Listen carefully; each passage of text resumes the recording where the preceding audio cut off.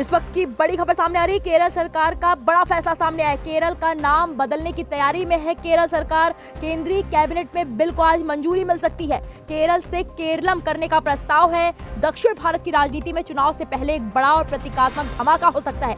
क्या केरल अब केरलम बनने जा रहा है? जी हाँ, अप्रैल मई में होने वाले विधानसभा चुनाव से पहले केंद्र सरकार आज कैबिनेट बैठक में एक ऐसे प्रस्ताव पर मुहर लगा सकती है जो सिर्फ नाम बदलने का नहीं बल्कि पहचान, भाषा और इतिहास को फिर से स्थापित करने का सवाल है। ये सिर्फ एक शब्द का फर्क नहीं, ये केरल से केरलम तक की पहचान की यात्रा है। दरअसल 2024 में मुख्यमंत्री पिनराई विजयन ने विधानसभा में एक प्रस्ताव पेश किया। प्रस्ताव साफ था, राज्य का मूल नाम मलयालम में केरलम है और अब वक्त आ गया है कि संविधान में भी वही नाम दर्ज हो। दिलचस्प बात यह रही कि यह प्रस्ताव सर्वसम्मति से पारित हुआ, यानी सत्ता और विपक्ष दोनों ने एक स्वर में कहा कि राज्य की सांस्कृतिक अस्मिता को उसका मूल नाम मिलना चाहिए।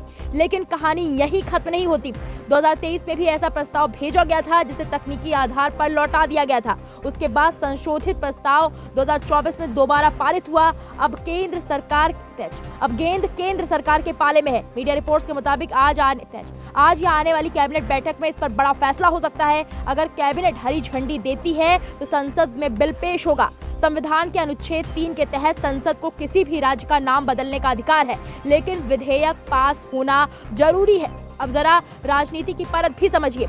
जनवरी 2026 में केरल बीजेपी अध्यक्ष राजीव चंद्रशेखर ने मुख्यमंत्री को पत्र लिखकर इस प्रस्ताव का समर्थन किया। उन्होंने कहा, केरलम हमारी विरासत और परंपरा को दिखाता है। मुख्यमंत्री ने भी समर्थन का स्वागत किया, यानी इस मुद्दे पर दुर्लभ राजनीतिक सहमति दिखाई दे रही है। लेकिन चुनाव से ठीक पहले इस फैसले की टाइमिंग कई सवाल भी खड़े करती है। क्या ये सांस्कृतिक सम्मान का कदम है या फिर चुनावी रणनीति का हिस्सा? क्या इससे मतदाताओं के बीच भावनात्मक जुड़ाव मजबूत होगा? एक्सपर्ट्स मानते हैं कि दक्षिण भारत में भाषाई पहचान हमेशा से मजबूत राजनीतिक कारक रही है। केरलम नाम को आधिकारिक मान्यता देना उस भावना को सीधा स्पर्श करता है। अगर संसद से मंजूरी मिलती है तो बदलाव सिर्फ कागजों तक सीमित नहीं रहेगा। सरकारी दस्तावेज, आधिकारिक मोहरें, बोर्ड वेबसाइट, पासपोर्ट रिकॉर्ड, अंतर्राष्ट्रीय रजिस्ट्रेशन, सब कुछ अपडेट करना होगा। लेकिन समर्थकों का कहना है कि प्रशासनिक बदलाव मुश्किल नहीं है, पहचान की बहाली ज्यादा जरूरी है।